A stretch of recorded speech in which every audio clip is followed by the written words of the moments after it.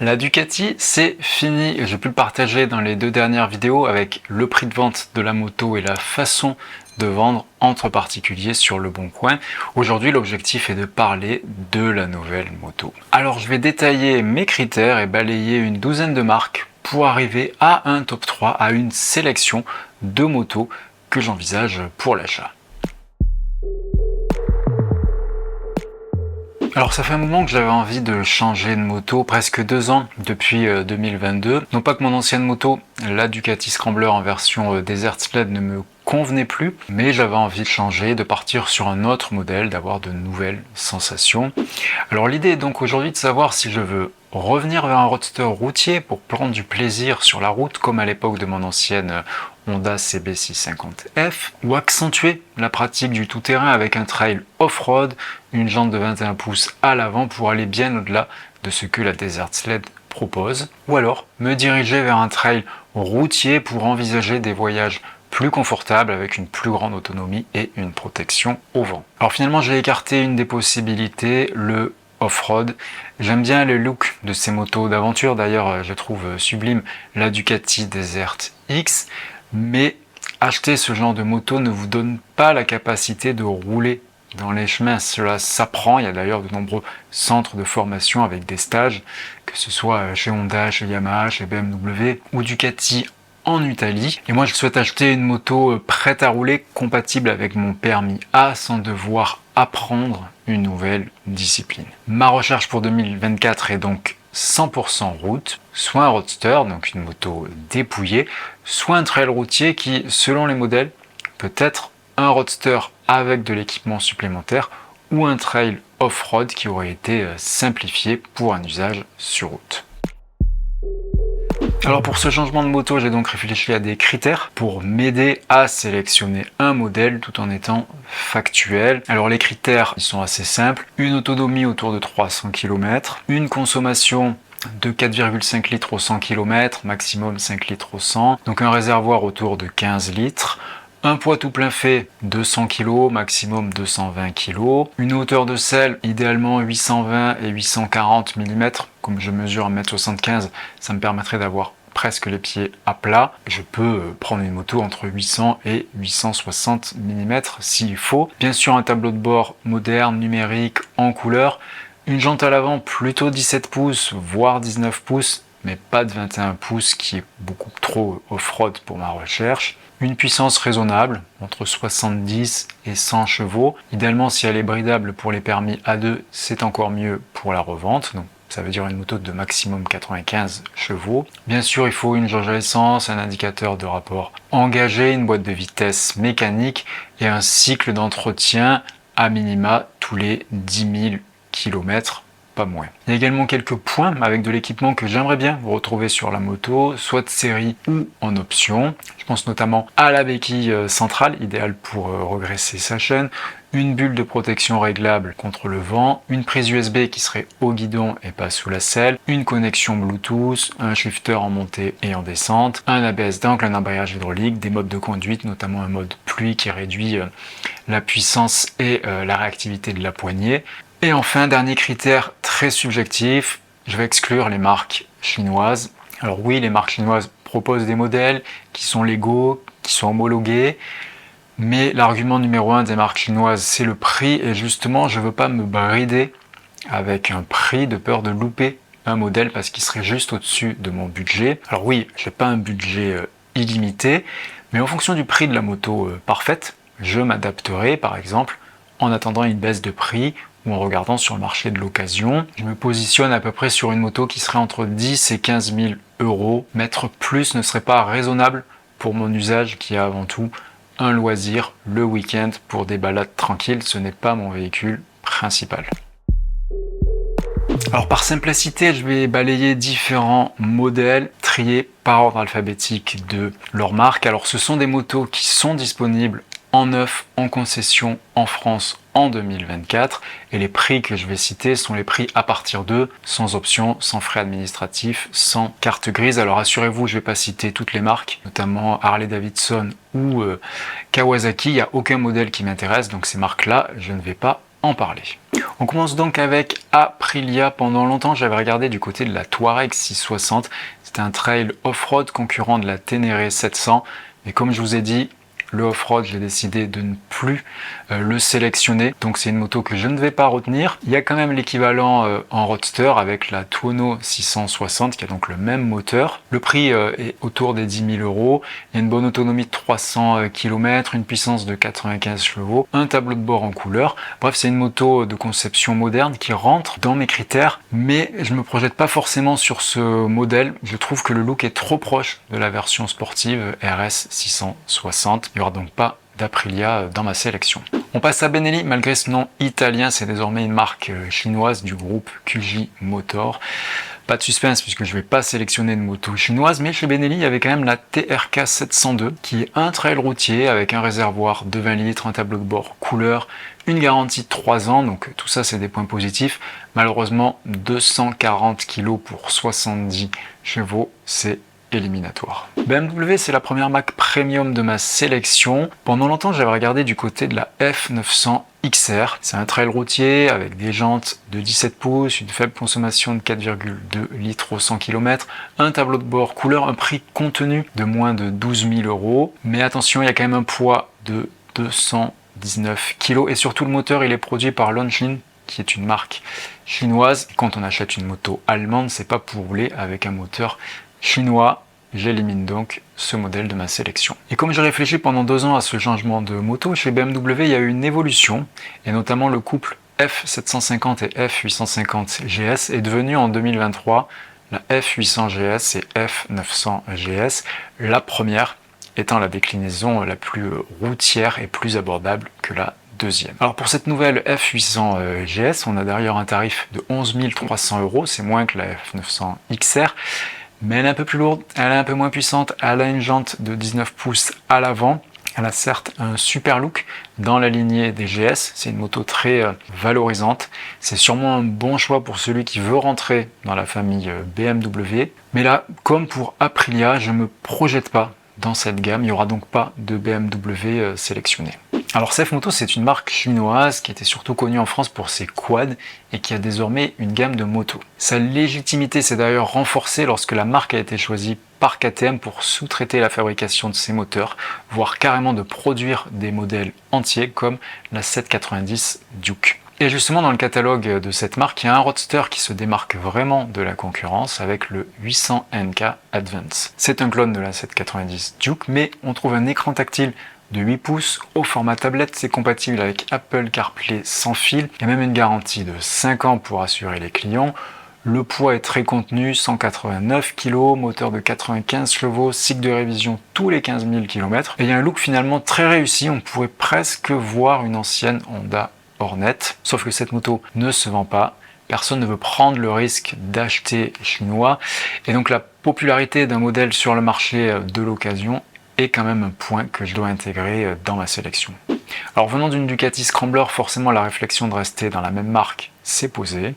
Alors non, je n'ai pas envisagé la nouvelle génération de Scrambler qui est sortie en 2023, parce que mon objectif était justement de changer de moto. Par le passé, j'avais essayé la Multistrada 950, devenue Multistrada V2, mais je la trouve finalement ancienne dans sa conception, lourde, 220 kg, et même si un réservoir de 20 litres, elle consomme beaucoup, quasiment 6 litres au 100 km. J'aime aussi beaucoup le look de l'Hypermotard 950, qui a le même moteur V2, qui est plus légère que la Multistrada, mais qui a un réservoir plus petit, donc une autonomie en baisse, une hauteur de selle et un prix trop élevé selon mes critères. 2024, c'est aussi l'arrivée de l'Hypermotard mono, donc avec un moteur monocylindre, mais c'est finalement tous les défauts de l'Hypermotard accentué, un réservoir encore plus petit, une selle encore plus haute. C'est vraiment une moto jouée et pas vraiment une moto sérieuse à envisager pour du voyage. Finalement, chez Ducati, c'est le Monster 950, toujours avec ce même moteur V2 qui m'intéresse le plus dans la gamme. Il y a un look moderne, certains diront qu'il est plutôt typé japonais. Il y a une nouvelle livrée blanche, il y a pas mal d'équipements, le shifter, des clignotants à balayage, l'embrayage hydraulique. Il y a quand même une consommation de 5,2 litres au 100 km et le prix qui a pris 1000 euros depuis son lancement en France sans justification. Pourtant, ça reste une moto qui peut rentrer dans mes critères et que je vais donc sélectionner parce qu'il faut quand même que je sélectionne un certain nombre de motos pour pouvoir faire un choix. Donc cette Ducati Monster, je la mets de côté. Alors chez Honda, après le succès de l'Africa Twin, ils ont décidé de surfer en utilisant les anciennes appellations sur ces nouvelles motos, notamment pour son nouveau moteur bicylindre de 750 cm3. Il y a le Hornet pour le Roadster et la Transalp pour le Trail Off-Road. Alors les deux motos partagent la même conception, simple, un prix de base très abordable, mais un look quand même assez fade. Alors la Transalp n'a jamais été envisagée car sa jante de 21 pouces à l'avant et 18 à l'arrière la destine à un usage off-road. En revanche, la Hornet rentre dans mes critères. Jante de 17 pouces, consommation de 4,35 litres au 100 km, poids de 190 kg, hauteur de selle de 795 mm et un prix de base canon de moins de 8000 €. C'est même la moto la plus vendue en France depuis sa sortie. Clairement, la Hornet, c'est la deuxième moto que je vais sélectionner. Et déjà, en comparaison avec le Monster qui coûte 12 000 €, qui est 50% plus cher, alors que c'est à peu près le même style de moto, ça va devenir compliqué pour le Monster si on le compare à la Hornet. Husqvarna, c'est une marque du groupe Pirer Mobilité avec KTM et GazGaz, et pour 2024, la surprise est venue de la Svartpilen 801. C'est le clone technique de la 790 Duke, et donc aussi de la CF Moto 800 NK. C'est un roadster bicylindre, mais avec un look plutôt scrambler néo-rétro, notamment avec son phare rond, le poids contenu de moins de 200 kg, la puissance 95 chevaux, c'est raisonnable. Il y a des jantes à battant de 17 pouces, le prix est de 11 299 €, il y a même une garantie de 4 ans. Donc oui, ce modèle peut rentrer dans ma sélection, même si attention, ça reste une déclinaison de la chinoise 800 NK qui est vendue 2500 € de plus, alors que cette Husqvarna n'a pas CarPlay et n'a pas la garantie 5 ans. Pas sûr non plus que sa cote soit très élevée en occasion d'ici quelques années. Alors l'ordre alphabétique fait que KTM n'est abordé que maintenant après CF Moto et Husqvarna qui proposent pourtant les mêmes motos. Je vais donc pas parler du Roadster 790 Duke. En fait, chez KTM, la surprise vient de la 890 SMT. C'est une moto crossover, un mélange entre un Roadster, un Trail et un hypermotard. On a des jantes de 17 pouces, un poids de 194 kg et une puissance de 105 chevaux, donc c'est les attributs d'un Roadster. Mais on trouve une hauteur de selle de 860 mm et un prix de presque 15 000 € comme un Trail. Finalement, le résultat est très clivant. KTM ose, j'aime cette prise de risque, c'est pour ça que je vous présente cette moto aujourd'hui, mais non, ça serait pas vraiment raisonnable d'envisager ce modèle à l'achat. Quand j'ai acheté ma Ducati Scrambler en 2019, j'avais aussi repéré chez Moto Guzzi, qui est une autre marque réellement italienne, une V85 TT. Et pour 2024, il y a une nouvelle variante Strada, donc faite pour la route, qui arrive au catalogue. Les points forts, c'est le réservoir de 23 litres, la consommation de 4,9 litres au 100 km. Malheureusement, elle reste lourde, 226 kg, et sa puissance est modérée, 80 chevaux. Et malgré son équipement en retrait par rapport à la version V85 TT, son prix reste très élevé, 12 500 €, car en fait c'est celui de la TT qui a été augmenté pour justifier le positionnement de la nouvelle Strada dans la gamme. Donc non, pas de Moto Guzzi dans ma sélection pour 2024. Marque historique anglaise qui est devenue indienne, les Royal Enfield commencent enfin à se moderniser et en 2024, ce renouveau s'appelle Himalayan 450. C'est un trail typé tout-terrain. Alors la puissance est de 40 chevaux, c'est clairement un point noir. Pourtant, c'est presque le double de l'ancien modèle qui faisait que 24 chevaux et qui a eu un immense succès en Europe. Également, la consommation elle est très faible, uniquement 3,6 litres au 100 km avec son réservoir de 17 litres. Ça vous donne une très bonne autonomie. Le poids est maîtrisé, 200 kg, mais n'oublions pas qu'elle fait que 40 chevaux. Alors ce modèle du renouveau de 450 cm3, on va aussi le retrouver en scrambler avec la Guerilla et en custom avec le Shotgun. Mais clairement, cette Himalayan, elle est trop typée off-road, donc je ne la sélectionne pas. Et Royal Enfield, c'est une marque indienne que j'envisage pas forcément à l'achat. Je préfère me concentrer sur l'Europe et sur le Japon. Et le Japon, justement, parlons-en avec Suzuki, marque sur le déclin depuis des années. Le constructeur revient avec un bicylindre de 800 cm3, décliné dans plusieurs modèles, le Roadster 8S, la routière 8R et de trail, la Vestrom 800, SE pour la version routière, et DE Dual Experience pour la version tout-terrain. Et cette version SE, pour moi, coche toutes les cases. 20 litres de réservoir, 4,4 litres de conso au 100 km, hauteur de selle de 825 mm, un écran couleur 5 pouces, une garantie de 5 ans et un prix qui dépasse à peine les 10 000 €. C'est à ce stade de ma sélection clairement le modèle le plus désirable. Attention au poids, 223 kg et sa jante à l'avant de 19 pouces, j'aurais préféré du 17 pouces. C'est donc le premier trail qui rentre dans ma sélection après avoir sélectionné déjà 3 roadsters, pour rappel, le Monster, la Hornet et la Zwartpilen. Retour en Europe avec Triumph. Alors je passe rapidement sur la nouvelle gamme fabriquée en Inde avec le monocylindre de 400 cm3 qui est décliné dans la Speed 400 et le Scrambler X 400. Il y a un petit prix de 6 000 €, une petite consommation de 3,5 litres au 100 km, mais aussi une petite puissance de 40 chevaux. Triumph en fait commercialise ses modèles en Europe pour répondre à Royal Enfield, mais son marché de prédilection sera clairement l'Inde, là où elles sont produites. Je ne suis pas sûr que les clients attendent de Triumph de sortir des modèles low cost. Depuis son annonce, il y a un modèle que je regarde de près, la Tiger Sport 660. C'est un petit trail routier, moteur 3 cylindres, version voyageuse du Trident 660. La consommation est de 4,5 litres au 100 km. Il y a un réservoir de 17,2 litres et un prix de 9 695 €. Le tableau de bord est en couleur, même s'il est un petit peu petit et basique. C'est donc une Triumph Tiger d'entrée de gamme. Elle porte peut-être mal son nom. Elle aurait pu s'appeler la Trident GT et pas la Tiger Sport. Mais sans hésitation, cette Tiger Sport 660 rejoint ma sélection de trail aux côtés de la V-Strom 800. En fait, quand on pense Tiger chez Triumph, on pense à la Tiger 900 GT ou Rallye. Mais on commence à avoir des modèles qui sont plus gros, plus lourds, plus haut de selle, plus chers et qui ont finalement une puissance raisonnable de 95 chevaux. Je ne me suis donc pas projeté sur ces modèles.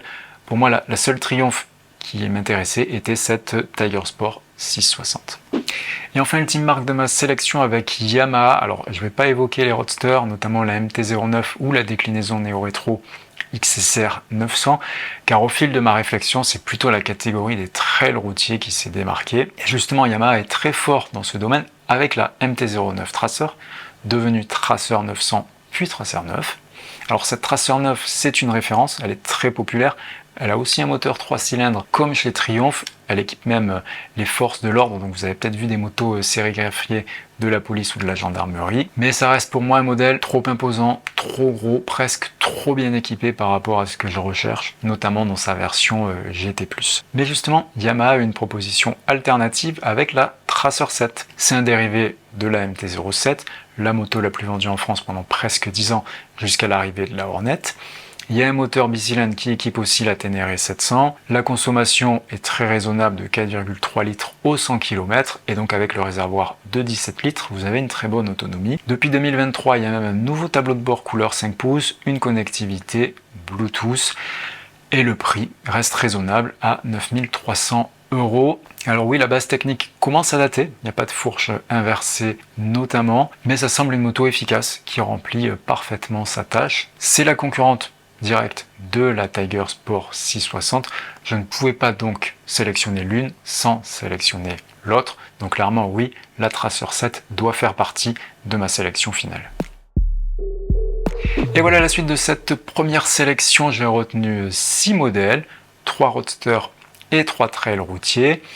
Donc pour rappel, le Ducati Monster qui a comme gros point faible son prix, 50% de plus que la Hornet, et finalement c'est une Ducati, est-ce que j'ai envie de rester chez Ducati? On a donc aussi la Honda Hornet, alors là le prix il est canon, mais ça reste un style très basique et finalement trop proche de mon ancienne CB650F.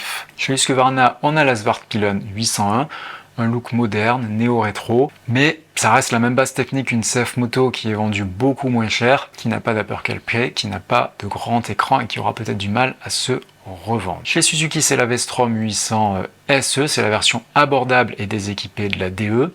C'est un peu le modèle du renouveau chez Suzuki, notamment avec une garantie de 5 ans. Chez Triumph, c'est la Tiger Sport 660, même si c'est pas une vraie Tiger, ça reste une moto avec un moteur 3 cylindres, c'est un trail routier qui est cohérent et que finalement on voit peu sur les routes. Et enfin, Tracer 7, une base technique ancienne mais une moto efficace, très populaire et peut-être un peu trop orientée pour jeunes permis.